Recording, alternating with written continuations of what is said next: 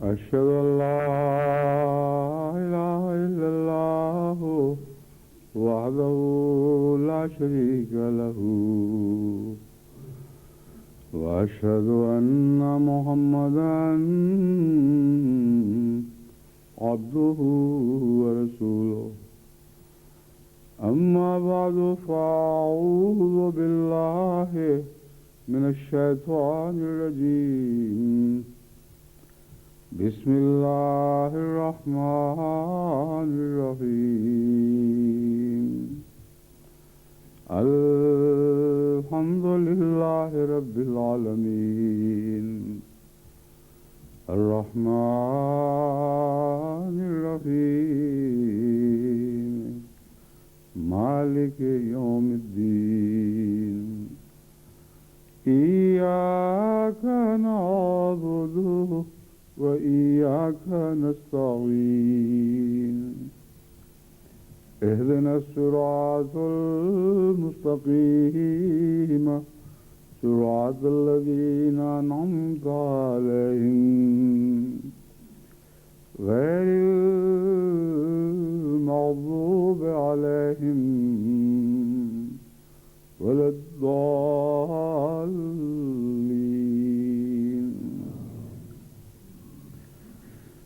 قل يا عبادي الذين أسرفوا على أنفسهم لا تقنطوا من رحمة الله إن الله يغفر الذنوب جميعا إنه هو الغفور الرحيم وأنيبوا إلى ربكم وأسلموا له من قبل أن يأتيكم العذاب ثم لا تنصرون. یہ آیات کریمہ جو سورہ زمر کی 54 اور 55 آیتیں ہیں،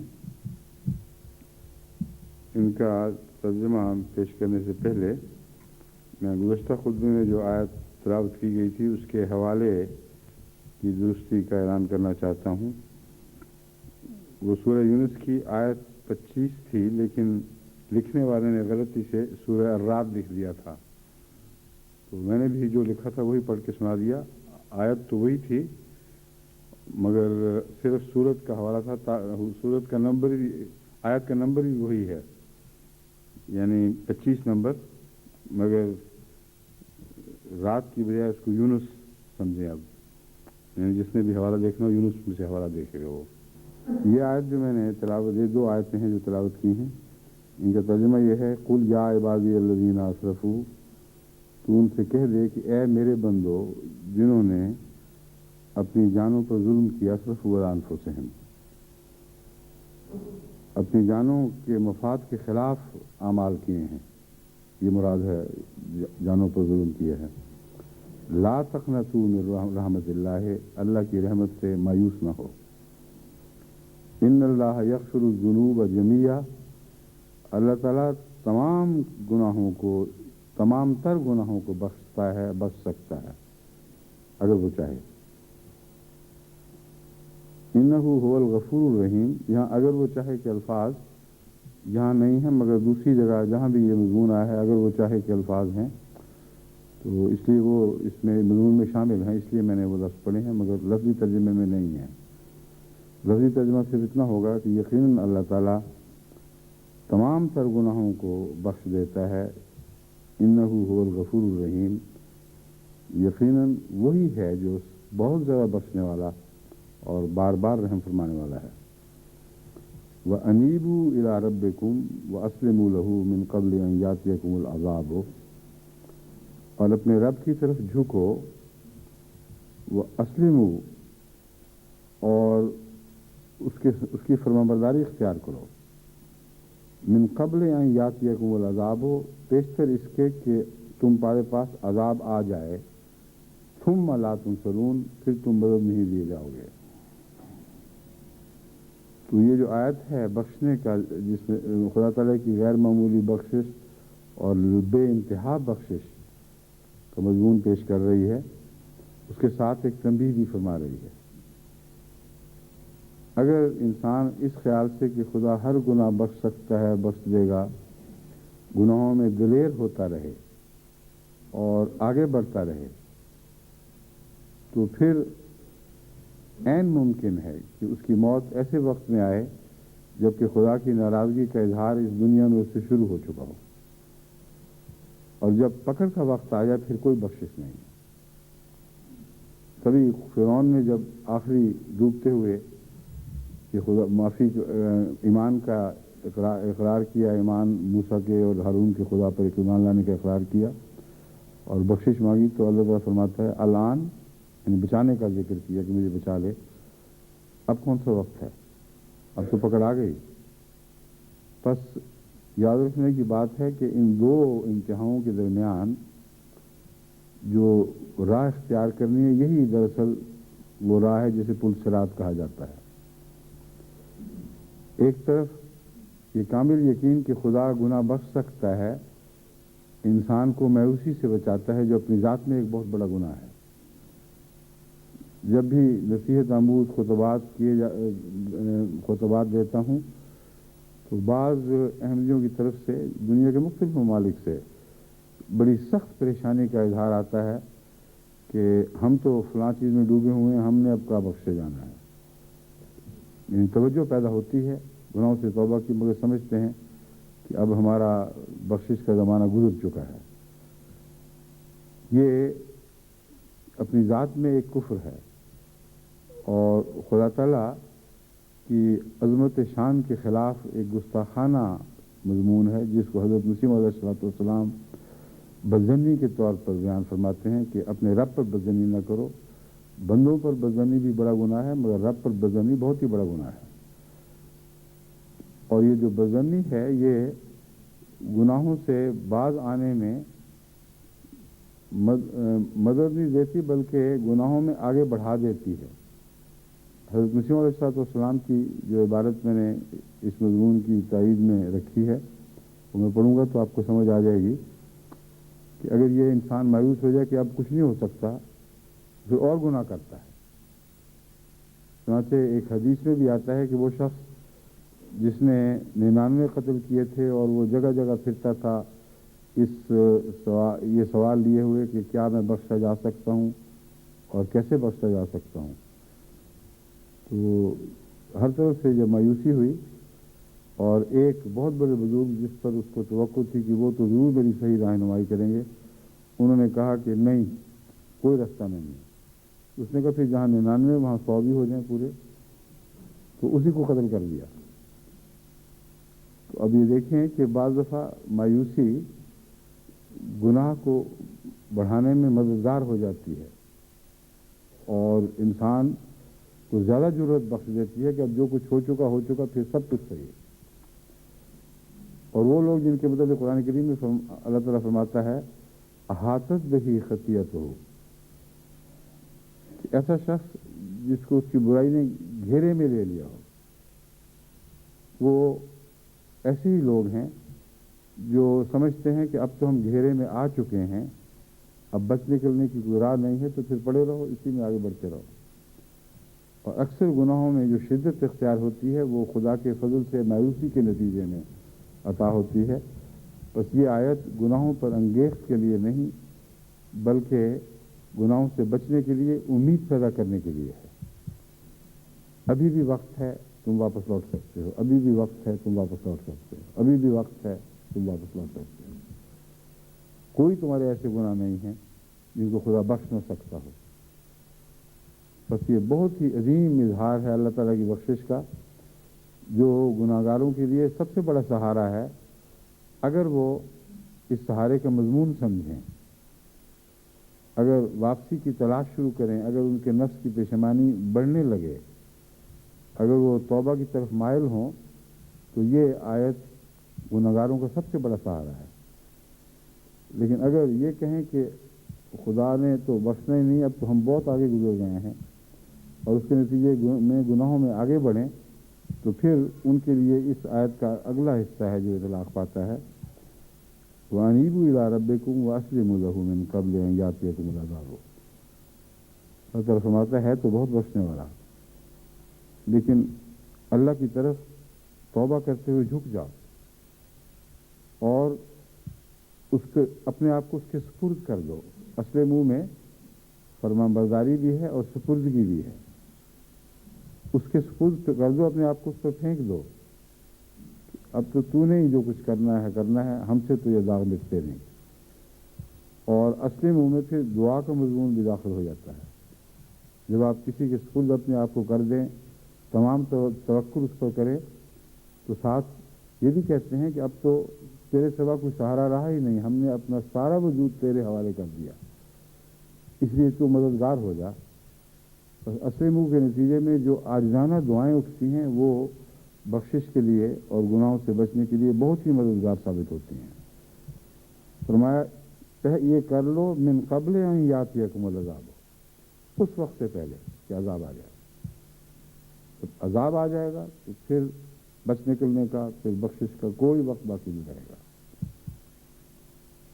ثم لا تنصرون، پھر تم کسی طرف سے مدد نہ دیے جاؤ گے۔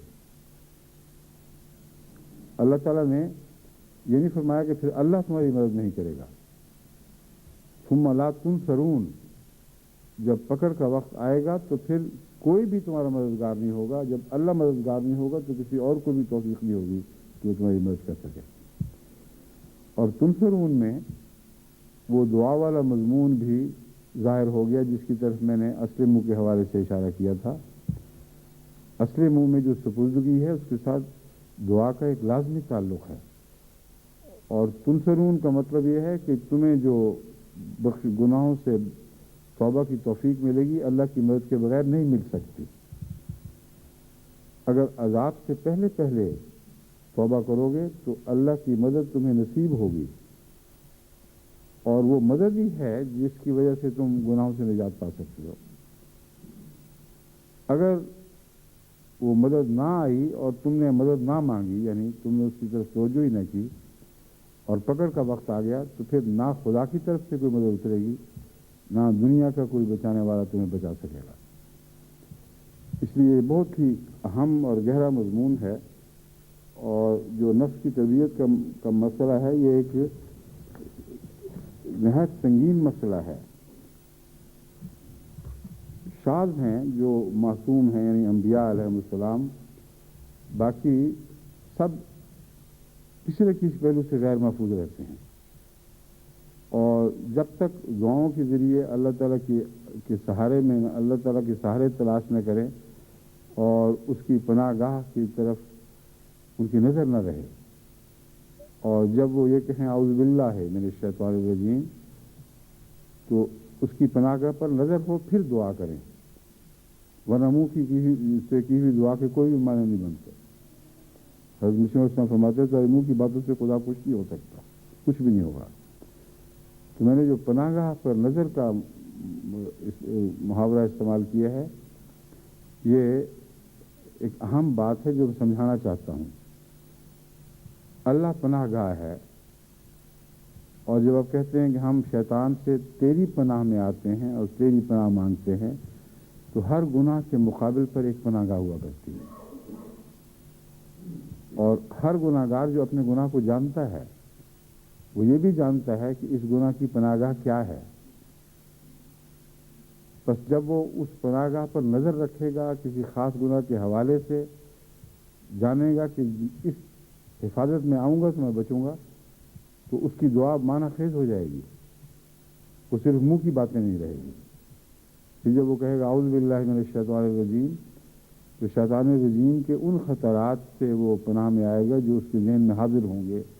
وہ جانتا ہوگا کہ ان سے بچنے کے لیے خدا تعالیٰ کی یہ رحمت نازل ہو تو پھر میں اس سے بچ سکتا ہوں، اور اس کے نتیجے میں ایک اور مضمون بھی انسان کے ذہن پر روشن ہوتا ہے جو قرآن کریم کی ان ہدایات سے تعلق رکھتا ہے جو ہر گناہ سے بچنے کے تعلق میں ہیں۔ بس دعا کے ساتھ انسان کو عرفان نصیب ہونا چاہیے، دعا کے ساتھ انسان کا ذہن زیادہ روشن ہونا چاہیے، اور وہ روشنی اس طرح ملتی ہے۔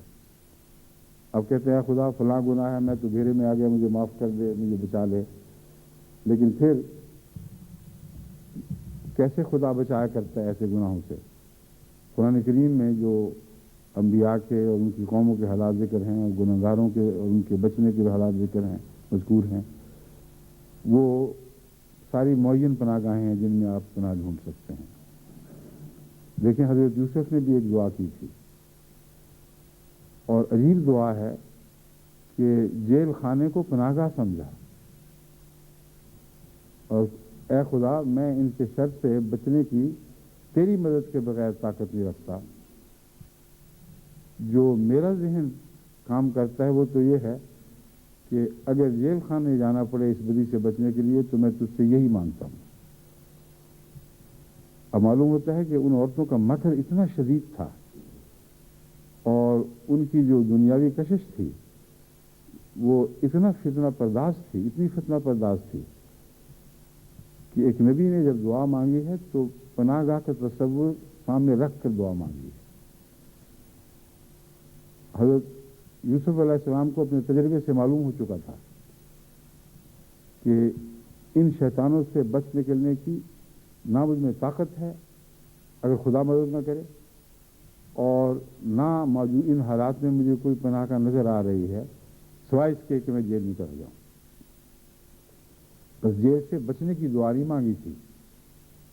جب ان کے فتنے سے دعا مانگی کہ خدا ہمیں بچا لے، تو بعض لوگ اس کے بعد جب پڑھتے ہیں کہ اس کے باوجود جیل میں چلی گئیں اور فتنہ ناکام نہ ہوا، تو وہ فتنہ جیل بھیجنے کا فتنہ نہیں تھا، فتنہ جیل سے باہر رکھ کر گناہوں میں قید کرنے کا فتنہ تھا۔ اس قید پر جو گناہوں کی قید تھی، آپ نے مادی قید کو ترجیح دی، اور اللہ تعالیٰ نے اس مضمون کی تائید فرما دی۔ اگر خدا تعالیٰ سمجھتا کہ اس نبی کو علم نہیں ہے، یہ دعا اس کو نہیں کرنی چاہیے تھی، تو اللہ تعالیٰ دوسرا مضمون سمجھا دیتا۔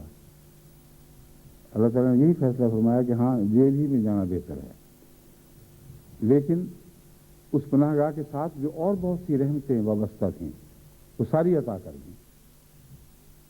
اس لیے جب میں پناہ گاہ کی بات کرتا ہوں کہ اس کو معین کرو، تو اس لحاظ سے کہ وہ ایک حقیقی دعا بنے گی، پھر معین ہو جائے گی، اور اللہ تعالیٰ جان لے گا کہ تمہارے دل میں کتنا خلوص ہے، کس حد تک تم ان گناہوں سے بچنے کی خواہاں ہو۔ پھر جو مشکل قربانیاں دکھائی دیتی ہیں، نہ صرف یہ کہ وہ آسان ہو جائیں گی، بلکہ ان کے اندر بے شمار اور رحمتیں اور برکتیں رکھ دی جائیں گی۔ ورنہ اللہ تعالیٰ یہ کہہ سکتا تھا اس کی کوئی ضرورت نہیں جیل میں جانے کی، میں تمہیں ویسے بھی بچا لوں گا۔ مگر جیل کی قربانی کو قبول کرنے میں کہ دیکھیں کتنی حکمتیں تھیں، لامتناہی۔ ایک مثلا یہ کہ 7 سال تک جس قحط کے عذاب میں مصر نے مبتلا ہونا تھا اور گرد و پیش کے تمام ممالک نے بھی بھوکے مرنا تھا، اس ابتلا سے یوسف کی قید نے بچایا ہے۔ باہر رکھ کر اللہ تعالیٰ اگر بچانے کے سامان کرتا تو یہ جو واقعہ پیدا ہوا ہے جس میں جیل بہانہ بنی ہے، بادشاہ کی رویا کا حضرت یوسف تک پہنچنا، یہ ممکن نہیں تھا ان حالات میں۔ کون عزیز مصر کے پاس بادشاہ کا یہ پیغام لے کے جاتا کہ اس رویا کی تعبیر بتاؤ؟ بس خدا تعالیٰ کی جو حکمتیں ہیں وہ بہت ہی عظیم اور حیرت انگیز ہیں۔ انسانی عقل کی رسائی وہاں ہو ہی نہیں سکتی جب تک ان حکمتوں کو ہم رونما ہوتے نہ دیکھ لیں۔ تو دیکھو کتنا بڑا انعام ہوا ہے یوسف کی قربانی کا، اس دعا کا، وہ نہایت ہی خوفناک پناہ گاہ جو اپنے لیے مانگی ہے، کیونکہ اخلاص سے مانگی گئی تھی، وہ دعا قبول کی گئی اور اس کے ساتھ ایسی برکتیں رکھ دی گئیں، وہ جیل کے چند تنہائی کے سال اس کے ان برکتوں کے مقابلے پر کوئی بھی حیثیت نہیں رکھتی۔ اور یہ جو حضرت یوسف کی پناہ گاہ تھی، غور کریں، یہ ساری دنیا کی پناہ گاہ بن گئی۔ دور دور سے جو پناہ ڈھونڈتے ہوئے آتے تھے وہ حضرت یوسف کی اس پناہ گاہ کی برکت سے آتے تھے، اس کے صدقے سے آتے تھے، اور اپنے بھائی آئے اور اپنے باپ سے ملاقات ہوئی۔ یہ سارے جو خدا تعالیٰ نے انعامات وابستہ فرمائے، یہ اسی گناہ سے بچنے کی، پناہ گاہ کی، اس کے سوا اور کوئی بات نہیں تھی۔ وہ بچپن کی رویا پوری ہوئی، چاند ستاروں نے سجدہ کیا، یعنی اطاعت میں آ گئے۔ یہ دیکھیں کتنے عظیم الشان فوائد ہیں جو ایک مخلصانہ دعا سے وابستہ ہوتے ہیں۔ بظاہر انسان سمجھتا ہے سرسری مطالعہ کرنے والا کہ اللہ تعالیٰ کو کیا ضرورت تھی یوسف کو اس مصیبت میں ڈالتا، وہی دعا قبول کر لیتا، مگر چونکہ برکتیں بہت تھیں اور یہ بتانا تھا کہ خدا کی خاطر جو سختی کی پناہ گاہ ڈھونڈتے ہو وہ لوگوں کے لیے آرام کی پناہ گاہ بنے گی، اور کثرت سے لاکھوں لوگ اور بڑی بڑی قومیں اس سے فائدہ اٹھائیں گی، اور لمبے عرصے تک اس کی برکتیں پھیلتی چلی جائیں گی۔ پھر حضرت یوسف کے بھائی آئے وہاں، ان کے ساتھ رہے، اس کے نتیجے میں حضرت یوسف کی قوم کو پھر اس بادشاہ اور اس کی جو وہ بادشاہ فرعون نہیں تھا بلکہ باہر کے آئے ہوئے بادشاہ تھے، ان کے علاقے میں دیر تک بنی اسرائیل کو وہ سارے حقوق ملے جو اس سے پہلے جن سے وہ محروم تھے، اور بنی اسرائیل پھر مصر میں جو آباد ہوئے ہیں تو اسی کی برکت سے آباد ہوئے ہیں۔ اور جب اس قوم نے خدا کو بھلا دیا جو حضرت یوسف کی دعا اور قربانی کے نتیجے میں اس پناہ گاہ تک پہنچی تھی، تو وہ پناہ گاہ نہ رہی بلکہ اس پناہ گاہ سے پناہیں مانگنے لگے لوگ۔ حضرت موسیٰ علیہ السلام اور آپ کے ساتھیوں نے دعائیں کی کہ اے خدا ہمیں اس پناہ گاہ سے نجات بخش، ہمیں نکال دو اس سے۔ تو ایک وہ بھی ہے، اس پناہ گاہ سے رہائی نصیب ہوئی ہے جب اس کو لوگوں کے اپنے اعمال نے گندہ کر دیا تھا۔ تو قرآن کریم نے جو قصص بیان فرمائے ہیں وہ سلسلہ بسلسلہ گہری حکمتوں کے راز رکھتے ہیں، اور وہ عقلوں کو روشن کرتے ہیں اور انسانی مذہبی تاریخ کو سمجھنے کی توفیق عطا کرتے ہیں۔ تو ان باتوں پر غور کرو۔ میں مضمون اس لیے کھول رہا ہوں کہ میں نے عمداً ایک لفظ استعمال کیا آپ کو سمجھانے کے لیے۔ اگر میں یہ باتیں نہ بتاتا تو آپ کو سمجھ نہ آتی کہ میں کیوں کہہ رہا ہوں کہ پناہ گاہ کو معین کرو۔ تم جانتے ہو کہ بعض گناہوں سے بچنے کی کیا راہ ہے جو تم اختیار کر سکتے تھے اگر تم سوچتے غور کرتے۔ تمہیں طاقت نہیں ہے، وہ راہ تو ہے، ہر انسان جانتا ہے اگر یہ ہو جائے تو پھر میں بچ سکتا ہوں۔ تو اس کو معین کرو اور پھر خدا سے یہ دعا مانگو کہ اے اللہ میں تیری پناہ میں آتا ہوں اس گناہ سے، اس کمزوری سے، اس لفظ سے، اس بد عادت سے، اس بدخلقی سے، اور میں جانتا ہوں کہ میرے بس میں نہیں کہ میں یہ حل کر سکوں، مگر میں جانتا ہوں کہ حل ہے کیا، اور ہر انسان پر روشن ہوتا ہے وہ حل۔ اور اگر نہ ہو تو پھر من جملہ یہ دعا کر سکتا ہے کہ تو بہتر جانتا ہے۔ مگر امر واقعہ یہ ہے کہ ہر گناہ گار، ہر کمزور، ہر مصیبت میں پھنسا ہوا انسان اس کے حل سے واقف ضرور ہوتا ہے کہ اگر یہ ہو تو پھر میں بچ سکتا ہوں۔ تو اسے معین رکھ کر پھر دعائیں کریں، پھر اللہ تعالیٰ آپ کی نصرت فرمائے گا، اور اس وقت سے پہلے جو اس کی پکڑ کا وقت ہے وہ ضرور آپ کو بچا لے گا۔ یہ وعدہ جو ہے پکڑ کا وقت، اس میں ایک ایسا لفظ ہے جو بڑا ہی ڈرانے والا لفظ ہے یا ڈرانے والا محاورہ ہے، کیونکہ ہمیں پتہ نہیں پکڑ کا وقت کب آ جاتا ہے۔ اس میں دو پیغام ہیں۔ ایک تو یہ کہ زیادہ دیر لٹکاؤ نہ بات کو، کیونکہ تمہارے اختیار میں نہیں ہے یہ فیصلہ کہ کب پکڑ کا وقت شروع ہوتا ہے، میں اس سے پہلے بچ جاؤں۔ بعض دفعہ لوگ دریاؤں میں بہتے ہیں جو بعد میں آبشاروں میں تبدیل ہو جایا کرتے ہیں، ان کو پتہ ہی نہیں ہوتا کہ آگے آبشار آنے والی ہے، اور جب وہ پانی تیز ہو جاتا ہے اور اس وقت محسوس ہوتا ہے کہ وہ تباہی کے دہانے پر کھڑے ہیں، اس وقت وہ وقت ہاتھ سے گزر چکا ہوتا ہے کہ جتنے مرضی چپو مارے ناممکن ہے کہ اس بہاؤ کی طاقت کے برخلاف چل سکے۔ تو اچانک آتا ہے اور اس وقت تدبیر کا وقت گزر جاتا ہے۔ اسی طرح دنیا کے ابتلاؤں اور آزمائشوں اور گناہوں کا حال ہے کہ جب وہ وقت آئے گا تو پھر آپ کے بس میں نہیں ہوگا، آپ کے علم میں نہیں ہوگا کہ کب کیسے آنا ہے۔ اس لیے اس میں بھی اللہ تعالیٰ سے مدد مانگنے کی ضرورت ہے، اور اگر آپ کسی معین بچنے کی جگہ کا تصور باندھنے کے بعد پھر دعائیں کریں گے تو یہ سب سے بڑی ضمانت ہے اس بات کی کہ آپ اچانک نہ پکڑے جائیں گے،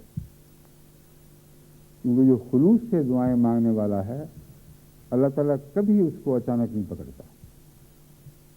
اگر اس کی کمزوری لمبی ہو رہی ہے تو اس کو وہ مہلت دیتا ہے جس سے رفتہ رفتہ وہ کمزوری سے بچنے نکلنے کی طاقت حاصل کر لیتا ہے۔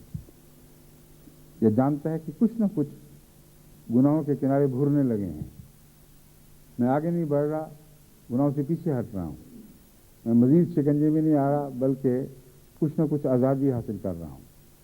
یہ کچھ نہ کچھ کا جو مضمون ہے یہ خدا کے غضب سے بچانے کے لحاظ سے بہت ہی اہمیت رکھتا ہے۔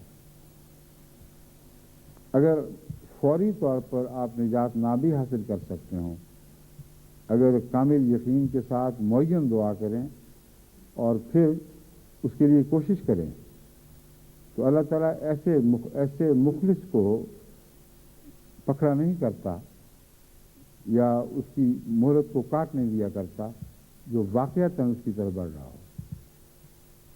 اور پھر وہ مضمون جو حضور اکرم صلی اللہ علیہ وآلہ وسلم نے اسی مغفرت کے تعلق میں ہمیں سمجھایا ہے کہ پھر اگر وہ بدیوں سے بچ نہ بھی سکا ہو، اگر بچ رہا ہو اور اس حالت میں بھی جان نکل جائے تب بھی خدا تعالیٰ کی بخشش پر غالب آ جائے گی۔ یہ وہ اللہ ہے، یہ وہ ہمارا رب ہے جس سے ہمارا معاملہ ہے، اور اس نے اس معاملے کی ساری راہیں کھول کھول کر آسان کر کے ہمیں سمجھا دی ہیں۔ اگر اس کے باوجود ہم ان سے استفادہ نہ کریں تو بہت بڑا نقصان ہے اور بہت بڑی حماقت ہے۔ بس ایک یہ بات ہے جس کو پیش نظر رکھنا چاہیے، اور دوسرے اس کے اور بھی پہلو ہیں جن پر حضرت مسیح موعود علیہ الصلوۃ والسلام نے روشنی ڈالی ہے۔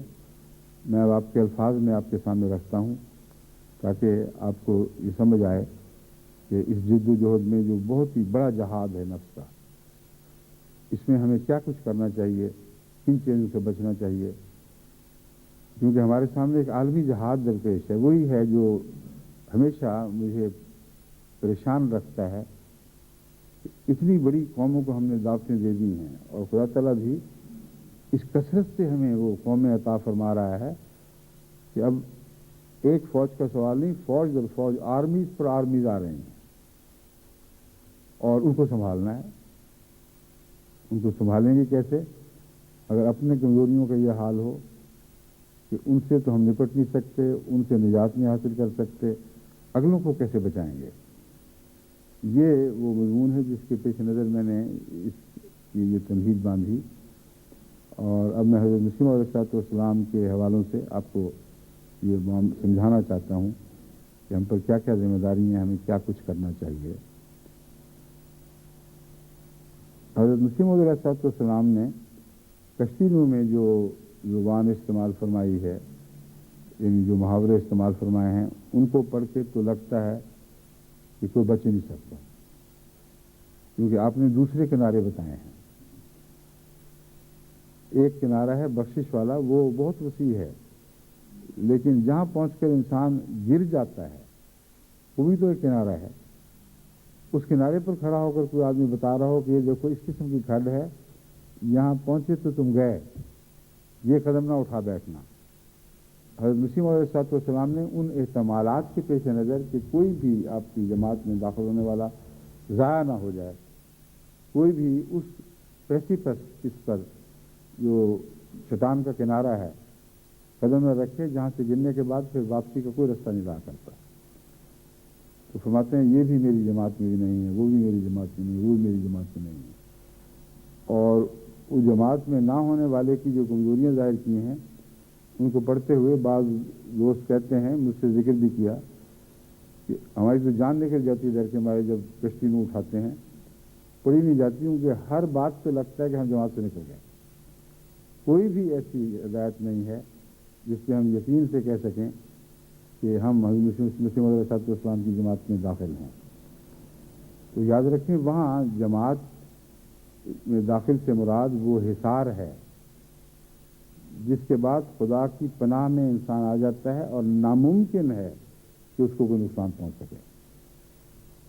بس جب یہ کہتے ہیں کہ میری جماعت میں نہیں ہے تو اس چار دیواری کی بات کر رہے ہیں جس کے متعلق اللہ نے خوشخبری دی تھی کہ جو تیری چار دیواری میں ہے اس کو کوئی گزر نہیں پہنچ سکتا، ناممکن ہے کہ وہ اسے کوئی شیطانی وسوسہ یا شیطانی کوششیں نقصان پہنچا سکیں۔ تو ہرگز یہ مطلب نہیں ہے کہ وہ جماعت کے اس دائرے سے بھی نکال کے پھینکا جا رہا ہے جو جد و جہد کا دائرہ ہے، جو اس دار کی طرف رخ کیے ہوئے ہے جس دار میں آخری پناہ مل جاتی ہے۔ چنانچہ یہ جو عبارت ہے یہ اسی تشریح کی تائید میں ہے جو میں آپ کے سامنے رکھ رہا ہوں۔ آپ فرماتے ہیں گناہوں کی بھی ایک حد ہوا کرتی ہے، حد سے تجاوز نہ کرنا۔ اگر حدوں کے اندر رہو گے تو عیش و عشرت بھی بخشش میں بھی بخشش ہو سکتی ہے۔ اگر ظلم کرتے ہو لیکن حد سے آگے نہیں بڑھتے، اگر غریبوں سے بے پرواہ ہو مگر کچھ پرواہ ضرور رکھتے ہو، تو یہ وہ سارے رستے ہیں جن سے تمہیں مغفرت کی طرف راہ مل سکتی ہے۔ اور میں تمہیں تاکید کرتا ہوں کہ دوسری طرف حد سے تجاوز نہ کر جانا۔ بس یہ دوسرا کنارہ اب حضرت مسیح علیہ السلام بیان فرما رہے ہیں جس سے واپسی ممکن، اگر آپ اس سے آگے نہیں جائیں گے تو واپسی ممکن ہوتی ہے۔ اور اس آیت کا اطلاق اس مضمون پر ہے جو حضرت مسیح علیہ السلام نے بیان فرمایا ہے کہ اللہ بخش سکتا ہے، ہر چیز بخش بھی دیتا ہے، لیکن ایسے حد سے نہ بڑھ جانا کہ پھر تم پر عذاب آ جائے اور پھر عذاب آنے کے بعد تم اس کی زد سے نکل نہ سکو۔ فرماتے ہیں حد سے زیادہ عیاشی میں بسر کرنا لعنتی زندگی ہے۔ حد سے زیادہ عیاشی، یہ کیا چیز ہے؟ حد سے زیادہ عیاشی، عیاشی کا ایک معنی تو ہے جو تن آسانی کی زندگی بسر کرتے ہوئے آرام کی راہیں تلاش کرنا اور ان میں ڈوبے رہنا اور مزید کی ہوس باقی رکھنا کہ جس حد تک بھی ممکن ہے ہم دنیا میں وہ سارے آرام اور عیش حاصل کر سکیں جن کی انسان تمنا کر سکتا ہے۔ اس آرزو کو لے کر جو صاحب حیثیت اور امیر لوگ آگے بڑھتے ہیں پھر وہ آگے بڑھتے چلے جاتے ہیں یہاں تک کہ پھر وہ دنیا کے مصائب اور تکلیفوں سے اس وقت تک ناواقف رہتے ہیں جب وہ تکلیفیں ان پر جب تک پڑ نہ جائیں، اور آخر پڑ جایا کرتے ہیں۔ وہ عذاب والا مضمون جب تک ظاہر نہ ہو ان کو ہوش ہی نہیں آتی، وہ عیش و عشرت میں آگے بڑھتے چلے جاتے ہیں۔ تو وہ عیاشی حد سے زیادہ ہے اور لعنتی ہے جو توازن نہیں رکھتی، جہاں واپسی کے لیے انسان اپنی راہیں کھلی نہیں رکھتا، جب بغتت آگے دوڑا پھر چلا جاتا ہے اور پیچھے مڑ کے نہیں دیکھتا، تو فرماتے ہیں یہ عیاشی کی زندگی لعنتی زندگی ہے۔ حد سے زیادہ بدخلق اور بے مہر ہونا لعنتی زندگی ہے۔ اور حضرت مسیح علیہ السلام نے کشتی میں یہ فرمایا کہ جو اپنے بھائی سے ذرا سا بھی تکبر سے پیش آتا ہے، ذرا سا بھی بدخلقی سے پیش آتا ہے، وہ میری جماعت میں سے نہیں ہے۔ اس کا کیا مطلب ہے؟ یہ اس کی تشریح ہو رہی ہے۔ فرمایا ہے وہ جماعت جو میں کہہ رہا ہوں وہ پاکوں کی وہ جماعت ہے جس کی حفاظت کا خدا نے وعدہ کر دیا ہے۔ اگر تم میرے ہو جاؤ اور میرے گھر والے بن جاؤ تو اس کے لیے یہ صفات تم میں ہونی چاہیے۔ اب وہ فرما رہے ہیں کہ یہ اگر تمہارے اندر برائیاں اس حد تک قبضہ نہ کریں تو پھر مایوسی کی وجہ کوئی نہیں، تم پھر بھی بچ سکتے ہو۔ تو بدخلقی کو پسند تو نہیں فرما رہا ہے۔ حد سے زیادہ بدخلقی کا مطلب یہ ہے کہ انسان کی اپنے زبان، اپنے روش اور رویے پر کوئی اختیار نہیں پھر رہتا۔ لوگ ایسے بدتمیز ہو جاتے ہیں بعض دفعہ کہ نہ اپنوں سے اخلاق سے پیش آتے ہیں نہ غیروں سے پیش آتے ہیں، نہ موقع دیکھتے ہیں نہ محل.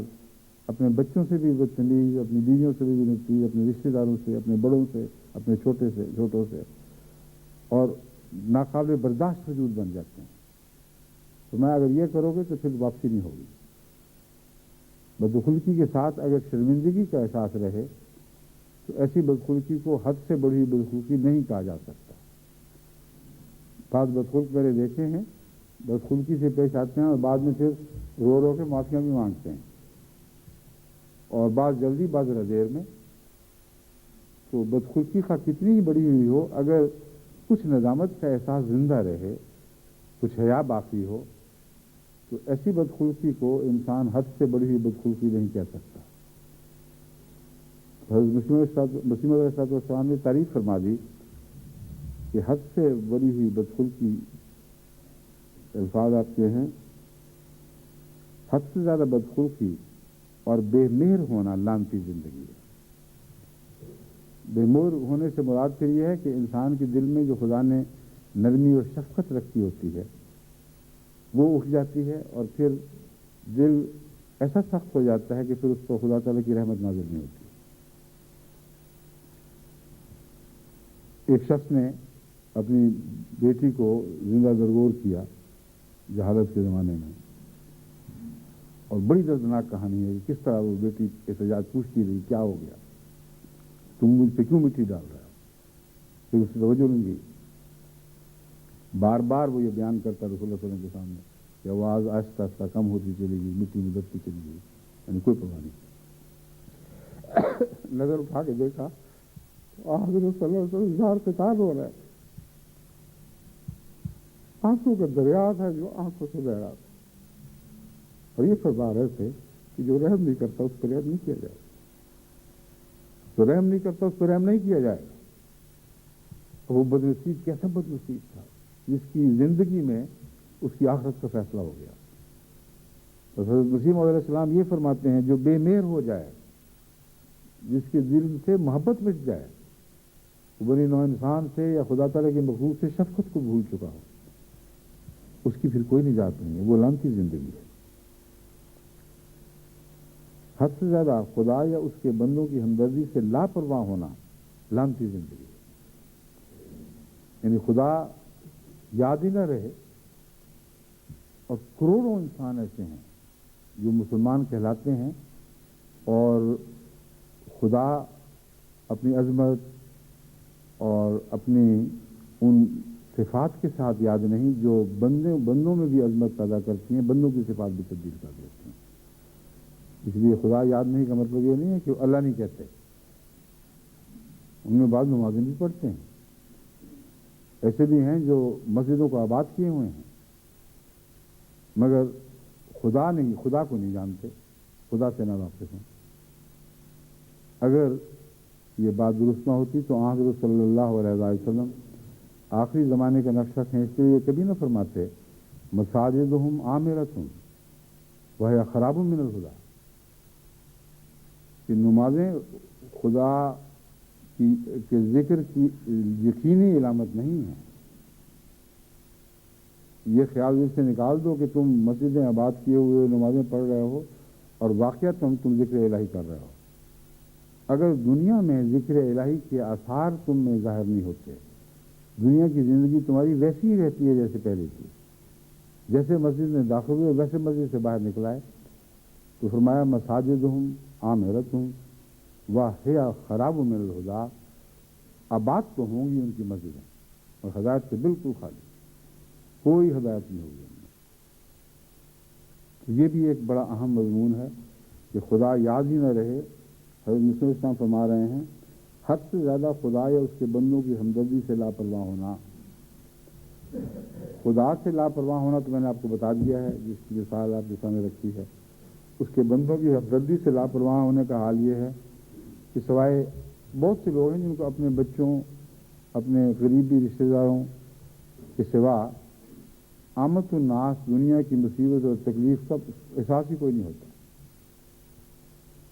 وہ بعض بڑے بڑے ریسٹورانٹس میں جہاں مشہور ہیں ٹکے کباب, اور بعض جگہ وہ کہتے ہیں یہاں بریانی اچھی پک رہی ہے، یہاں فلاں قورمہ اچھا بن رہا ہے، وہاں گزر کے جا رہے ہوتے ہیں، اور بعض ایسی بستیوں سے گزر رہے ہوتے ہیں جو مفلوق الحال لوگ رہتے ہیں،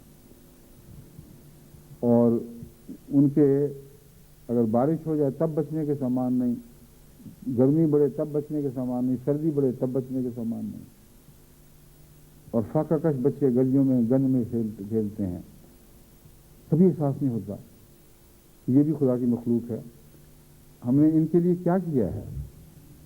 اگر یہ احساس ہو تو پھر حضرت مسیح علیہ السلام فرماتے ہیں کہ یعنی مطلب اس کا یہ ہے، اگر احساس پیدا ہو کچھ نہ کچھ تو انسان ان کی فکر کرے، یہ تو نہ ہو کہ بالکل بے نیاز اور بے حس ہو کر ان لوگوں کے پاس سے گزر جاؤ اور تمہیں کبھی خیال ہی نہ آئے کہ تمہارے آرام و آسائش میں ان کا بھی کچھ حق ہے۔ تو فرمایا یہ ایک لعنتی زندگی ہے۔ ہر ایک امیر خدا کے حقوق اور انسانوں کے حقوق سے ایسا ہی پوچھا جائے گا جیسا کہ ایک فقیر، بلکہ اس سے زیادہ۔ ہر وہ شخص جس کو خدا نے دولت بخشی ہے، جس کے حالات بہتر بنائے ہیں، فرمایا وہ ویسا ہی خدا کے ہاں پوچھا جائے گا جیسے ایک فقیر جس کے ہاتھ میں کچھ بھی نہیں ہے، بلکہ اس سے زیادہ، کیونکہ فقیر کے پاس تو خرچ کرنے کا کچھ ہے ہی نہیں، اس پر یہ آزمائش آئی ہی نہیں کہ مصیبت زدگان کو، غریبوں کو دیکھے اور اس کے باوجود اس کا دل سخت رہے، مگر امیر پر تو یہ آزمائش روز اترتی ہے، روز آتی ہے، اور روز بسا اوقات بعض امیر اس میں ناکام رہ جاتے ہیں۔ پوچھا جائے گا، یہ یاد رکھنا کہ تم میں سے ہر ایک پوچھے جاؤ گے۔ فرماتے ہیں جو اس مختصر زندگی پر بھروسہ کر کے بکلی خدا سے منہ پھیر لیتا ہے اور خدا کے حرام کو ایسی بے باکی سے استعمال کرتا ہے کہ گویا وہ حرام اس کے لیے حلال ہے، اب یہ وہ تعریف ہے گئے گزروں کی اب ہو رہی ہے۔ جو کشتی نو کی تعریف تھی وہ نہایت ہی اعلیٰ درجے کے لوگوں کو ان کے مقام سمجھائے جا رہے تھے کہ اس مقام پر ذرا بھی تم نے ٹھوکر کھائی تو اعلیٰ درجے کے لوگوں میں شمار نہیں ہو سکو گے۔ اب یہاں بدترین لوگوں کو بتایا جا رہا ہے کہ بدترین اگر اس حد تک ہو جاؤ گے جیسا کہ ذکر کیا جا رہا ہے تو پھر تمہاری واپسی نہیں۔ واپسی نہیں کا مضمون لعنت سے ظاہر ہوتا ہے، کیونکہ لعنت کا مطلب ہے دوری، اور لعنت جب کسی کو کہا جائے کہ اس پر لعنت ہے تو ایک تو جذبات کے غصے کے اظہار کے لیے آپ کہہ دیتے ہیں لعنت، مگر انبیاء اور عارف باللہ لوگ لعنت کو ان معنوں میں استعمال نہیں کرتے۔ لعنت کا وہ جو مذہبی مفہوم ہے وہ یہ ہے کہ وہ خدا سے دور چلا گیا اور اتنا دور ہٹ گیا کہ وہ واپس نہیں آ سکتا، اس کو ملعون کہتے ہیں۔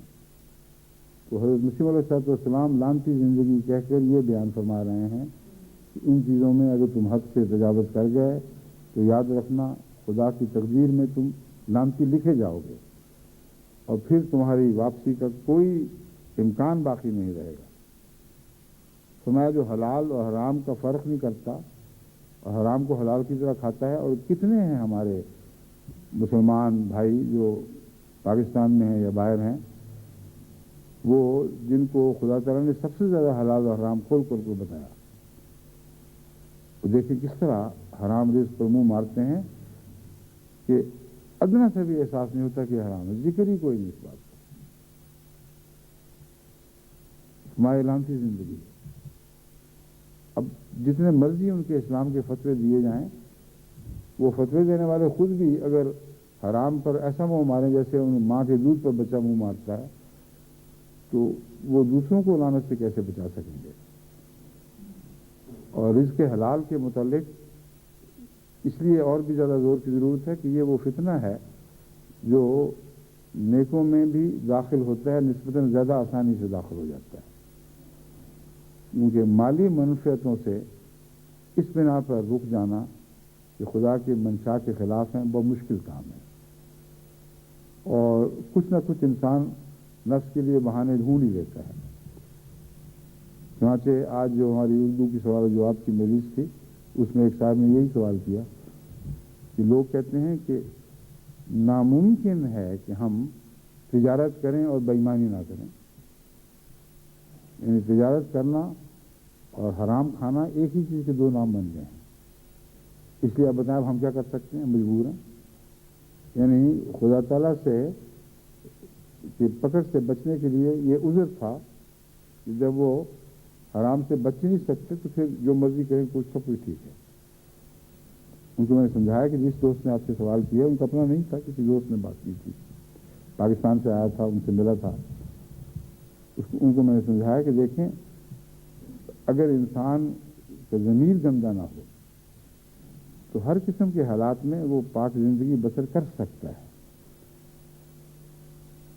اب یہ درست ہے کہ ایک انسان تجارت میں جتنا بچنے کی کوشش کرے کسی نہ کسی جگہ اسے کچھ تھوڑا سا اپنے حقوق کی حفاظت کے لیے بعض دفعہ کچھ پیسہ خرچ کرنا پڑتا ہے، جسے عامت الناس میں لوگ رشوت بھی کہتے ہیں. حالانکہ بعض شرائط کے ساتھ وہ رشوت نہیں رہتی، مگر اس کے علاوہ اور بعض سی ایسی باتیں ہیں. آپ اپنے دودھ دہی کی دکان کریں، دودھ میں پانی نہ ڈالیں اور اس کے باوجود منافع تھوڑا رکھتے ہوئے بھی آپ گزارا کریں، تو یہ کہہ دینا کہ دودھ میں پانی نہ ڈالیں تو تجارت نہیں چل سکتی کیونکہ سب دنیا دودھ میں پانی ڈالتی ہے، یہ ہے ہی غلط. کیونکہ دنیا جو پانی ڈالتی ہے اس سے باقی ساری دنیا جو انہی کی دنیا بیزار بھی ہے. اور اگر قسمت سے کوئی ایسا دودھ والا مل جائے جس پر آپ کو یقین ہو کہ یہ پانی نہیں ڈالتا، تو آپ اس کو دگنی تگنی قیمت دے کر بھی اس سے وہ دودھ لیں گے. اس لیے یہ خیال کر لینا کہ ایسے لوگوں کی تجارت چلتی نہیں، جھوٹ ہے بالکل. بہت سے ایسے تجربے ہیں جن سے پتہ چلتا ہے کہ ان لوگوں کی تجارت نہ صرف چلتی ہے بلکہ باقی تجارتوں پہ غالب آ جایا کرتی ہے.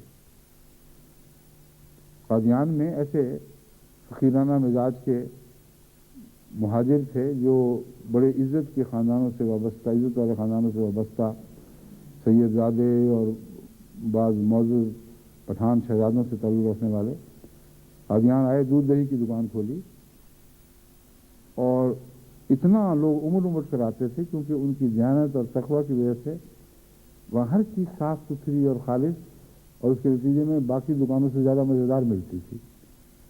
تو اسی سے انہوں نے پھر جائیدادیں بنائیں، اسی سے ان کی اولادیں بڑی بڑی تعلیمیں حاصل کر کے دنیا میں پھیل گئیں. تو دو طریق سے اللہ تعالیٰ تقوی کی زندگی بسر کرنے والوں کی مدد فرماتا ہے.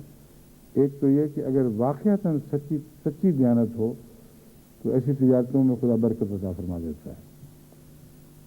اور جو اس تجربے کو جانتے نہیں وہ دور بیٹھے ڈر کر ان باتوں سے ویسے ہی اعتراض کر جاتے ہیں، پیچھے ہٹ جاتے ہیں.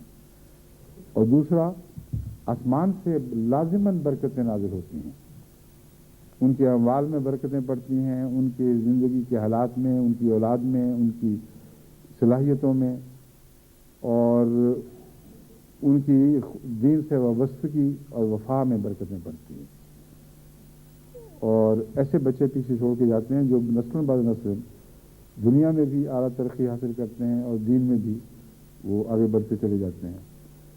تو چھوٹی چھوٹی باتوں میں جو دیانت کی معمولی باتیں، اب دودھ دہی کی دکان کیا ہوئی، مگر دیکھو آپ حالات پر نظر ڈال کے دیکھیں، ان کی اولادوں کا جائزہ لیں، وہ دنیا میں پھیل گئے ہیں اور بڑی عزت اور عظمت سے یاد کیے جانے والے لوگ ہیں. اب ان کا نام آپ کو تاریخ اہمیت میں ملے گا تو آپ کا سر جھکے گا ادب سے. اور آپ میں سے اکثر کی شاید پتہ ہی نہ ہو کہ وہ ایک دودھ کی دکان کرنے والا آدمی تھا. کچھ کھیر بنانی سیکھ لی، کوئی دہی اچھی بنانی سیکھ لی، اور اسی سے خدا تعالیٰ نے اس کے گھر کو برکتوں سے بھر دیا. اب ہمارے ماتا ہوتے تھے، ان کی اولاد دیکھیں خدا نے کیسی پھیلا دی ہے دنیا میں اور کتنی ان کو برکتیں دی ہیں. وہ آلو چنے بیچنے والے تھے بس، وہ تھے دیانتدار. تو دیانت میں بہت سی برکتیں وابستہ ہیں جو فوری بعض دفعہ دکھائی نہیں دیتی مگر ہوتی ضرور ہیں. اور یہ سفر اس لیے ضروری ہے کہ انفرادی طور پر برکتوں کی خاطر نہیں، خدا کی خاطر جب آپ دیانت اختیار کریں تو برکتیں ضرور ملتی ہیں. مگر اگر یہ نہیں کریں گے تو ساری قوم لازماً بددیانت ہو جائے گی. اور جو قومیں بددیانت ہو جائیں وہ ایک دوسرے کا خون پی رہی ہوتی ہیں اور دنیا سے ان کی تجارتیں بے سود اور بے معنی ہو کے رہ جاتی ہیں اور دنیا ان کو سرکار دیتی ہے. اس لیے دن بدن ان کی روپے کی قیمتیں گرتی ہیں, ان کے حالات بد سے بدتر ہوتے چلے جاتے ہیں, ان کی منڈیاں ہاتھ سے نکل جاتی ہیں اور وہ سمجھتے ہیں کہ ہم خوشحال ہیں, کیونکہ ہر بے ایمان معاشرے میں وقتی طور پر خاندانوں کو خوشحالی ملتی ہے اور حکومتیں بدحال ہو جاتی ہیں کیونکہ ٹیکس نہیں جاتا ان کو. اب ٹیکس کی بات وہاں چلی تھی اسی سوال جواب میں, تو میں نے ان سے کہا تھا کہ یہ میں جانتا ہوں کہ اگر انسان کتنی بھی دیانتداری اختیار کر لے, بعض ملکوں میں جب ٹیکس کی جگہ آئے گی تو وہاں ٹیکس والے مجبور کر دیں گے بدجانتی پر, اور بدجانتی پر مجبور کریں گے اور ایسے حالات پیدا کر دیں گے کہ یا وہ اپنے جائز آمد سے بہت بڑھ کر ٹیکس ادا کرے اور تجارت کا ایک دم صفحہ ہو جائے یا پھر بدجانتی میں ملوث ہو جائے.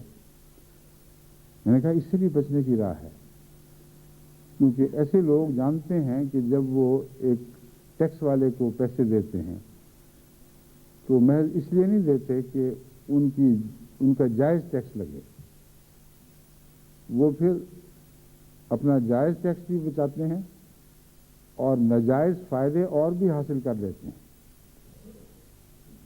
تو انسان اگر تقوی سے چاہے بچنا تو بچ سکتا ہے.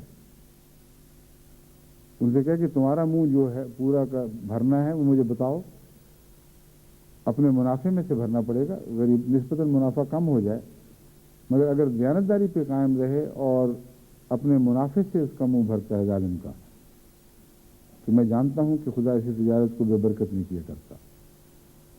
ہمیشہ اللہ تعالیٰ غیر معمولی حالات پیدا کر دیتا ہے اور ایسا تاجر بچ جاتا ہے اگر بچنے کی خواہش ہو. یہ باتیں میں باہر بیٹھا نہیں کر رہا کہ مجھے تجارت کی دنیا کی خبر نہیں ہے, میں دور سے دیکھ کر ایک فرضی ہدایتیں دے رہا ہوں.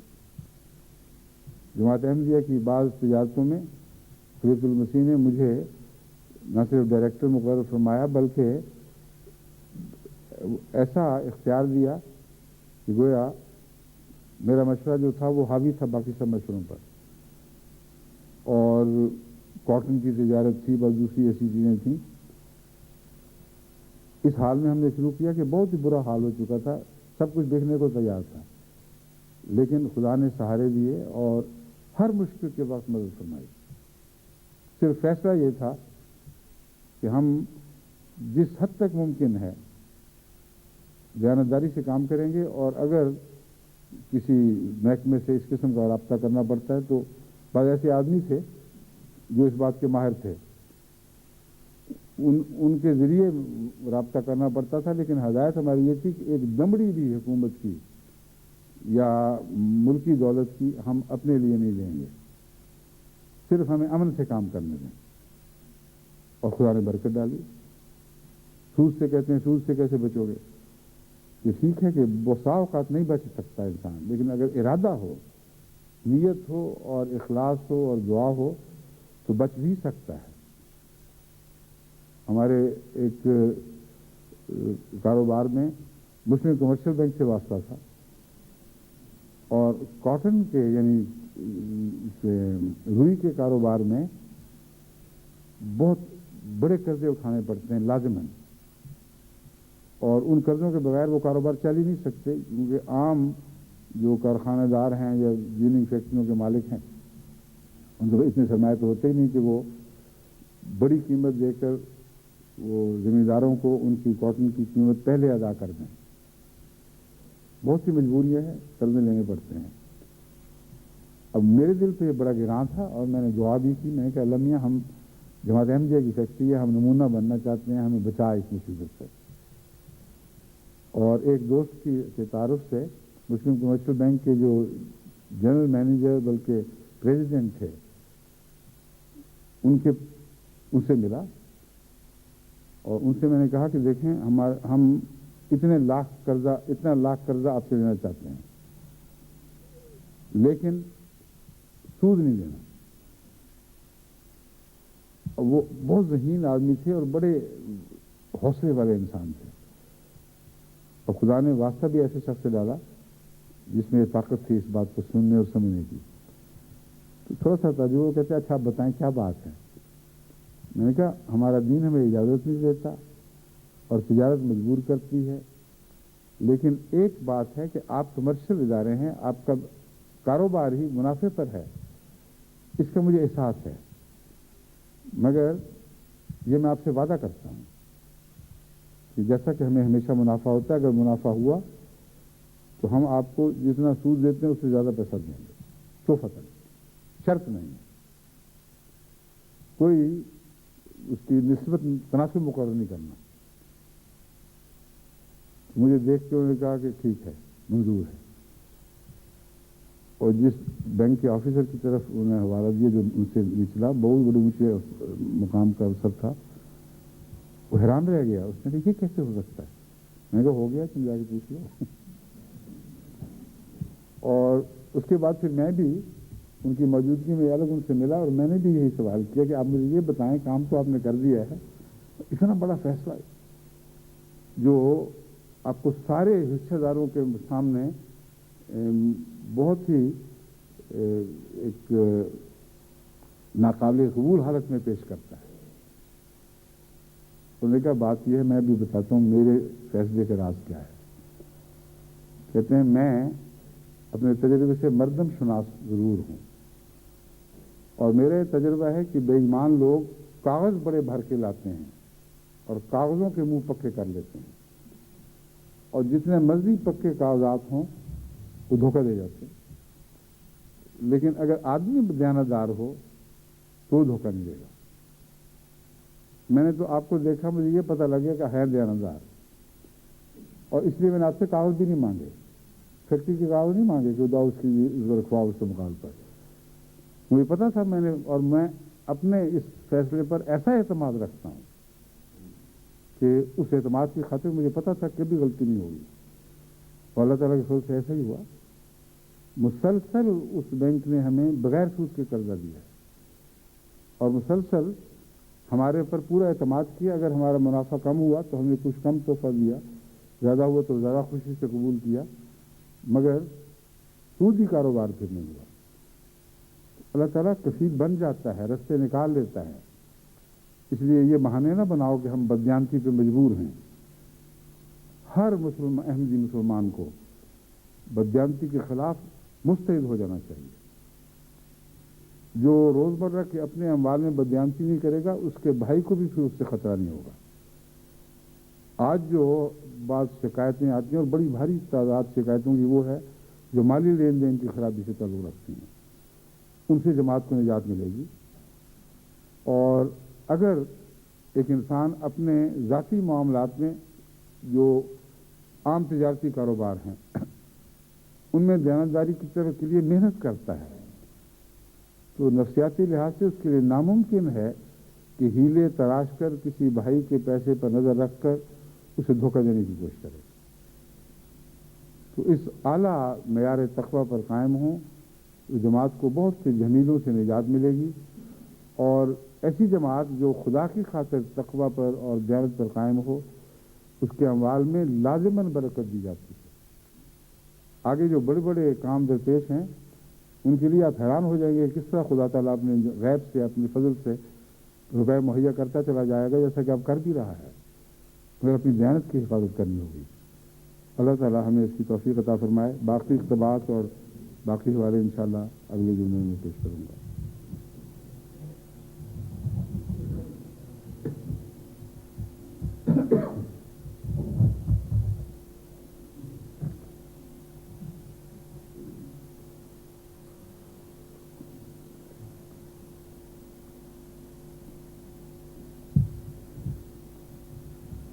अल्हम्दुलिल्लाह नहमदुहु व नस्तईनुहु व नस्तगफिरुहु व नुमिनु बिही व नतवक्कलु अलैहि। नऊज़ु बिल्लाहि मिन शुरूरि अनफुसिना व मिन सय्यिआति अमालिना। मन यहदिहिल्लाहु फला मुदिल्ल लहु व मन युद्लिल्हु फला हादिय लहु। ونشهد أن لا إله إلا الله وحده لا شريك له ونشهد أن محمدا عبده ورسوله عباد الله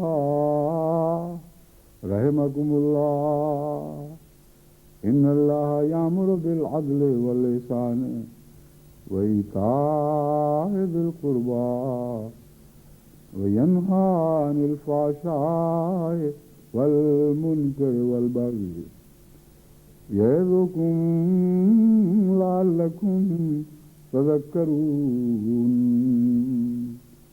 اذكروا الله يذكركم وادعوه يستجب لكم ولذكر الله أكبر